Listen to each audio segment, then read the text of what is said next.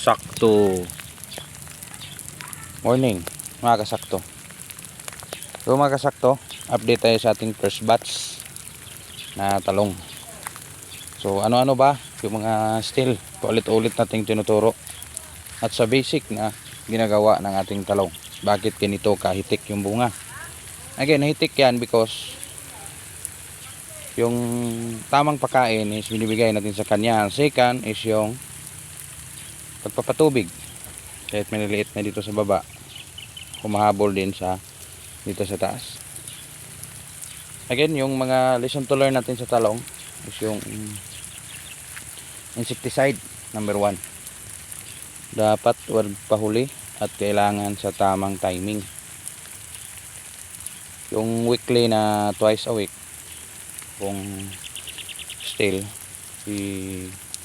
continue yun, tuloy-tuloy lang, napakagaling sa walang pake, pero sa sa insecticide na pagmamanage talagang mahirap kasi yung mga active ingredients niyan, kung hindi tayo focus sa mga EI,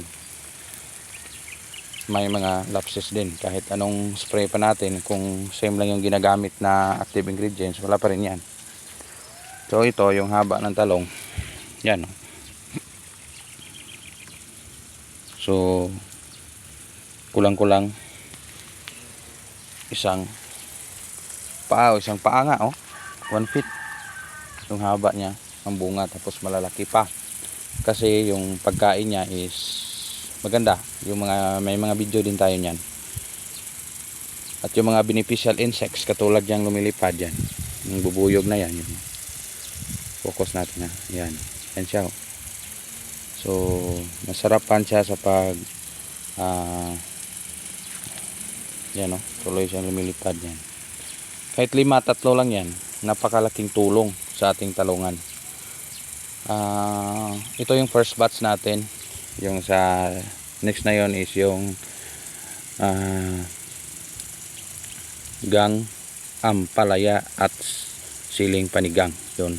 Dito, ito yung toslong na pinaka first batch litos na talungan na may sibuyas dahon. So binunot na yon, hinarvest na yon. Tapos ito na yung natira. Yan yung isang, actually maharvest na ito guys, kaso lang ngayong araw na ito is humingi ng favor yung ating laborer na graduation sa kanilang anak. So hindi natin sila mapipilit kasi yung sahura natin dito is karapat dapat din na pumunta sila doon kasi mas importante yon. Importante yung ating talungan, pero much better yung maka-present sila. Back tayo sa ating topic na talong.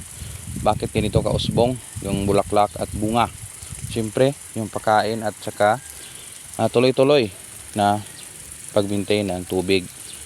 Kung yan nga ang paulit-ulit kong sabihin sa aking video, na hindi tao yung talong na hihingi ng pagkain kung nagugutom,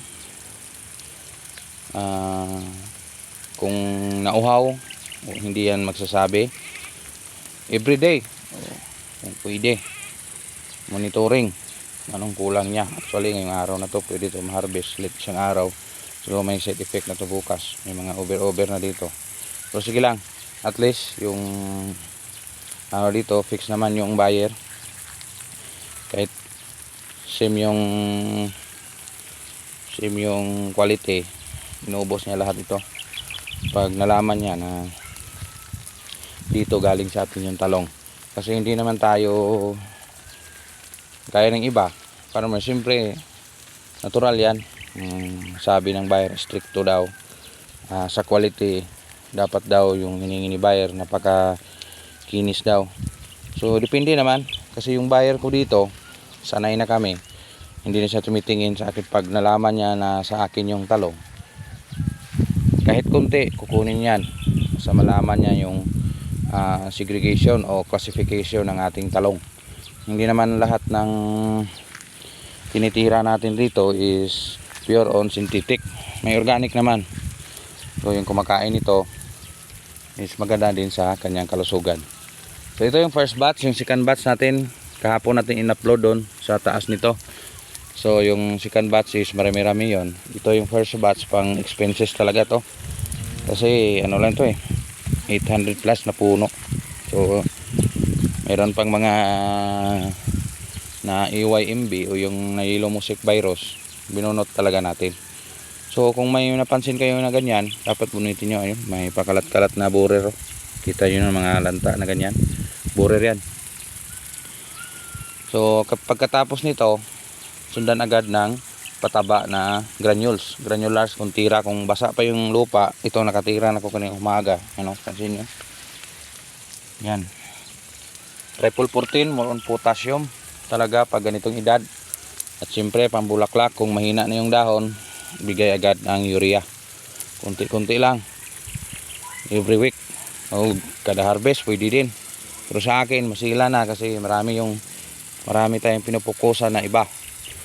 Continue tayo sa ating palayahan konti, kahit 28 puno lang yan, 28 na wala ng 6, so na 22 puno na lang ang palayan na yan. Marami din tulong sa atin yan. Again, patubig talaga yung importante sa ngayong oras na ito. At yung insecticide na active ingredients, talagang huwag nyo ring mix ng mix. Same group lang pala yung group number niya. At yung active ingredients niya is magkatulad lang. Is napaka selan yan sa halaman. At din masilan din sa bulsa nyo kasi magastos yan. Same ingredients, same effect, same result. So yung resulta niya same pa rin. At yung pera na binibili nyo, pwede sana pang pataba na ulit-ulit nyo sa insecticide, talaga dagdag sa expenses yun. So yan lang muna, kunting update dito sa ating first batch talungan ni Insakto TV. Kailangan pakainin yung tanim na nagugutom. Kung gusto nyo maraming bunga na ibibigay, harvest kayo sa tamang panahon at harvest sa tamang presyo. Salamat, Insakto TV.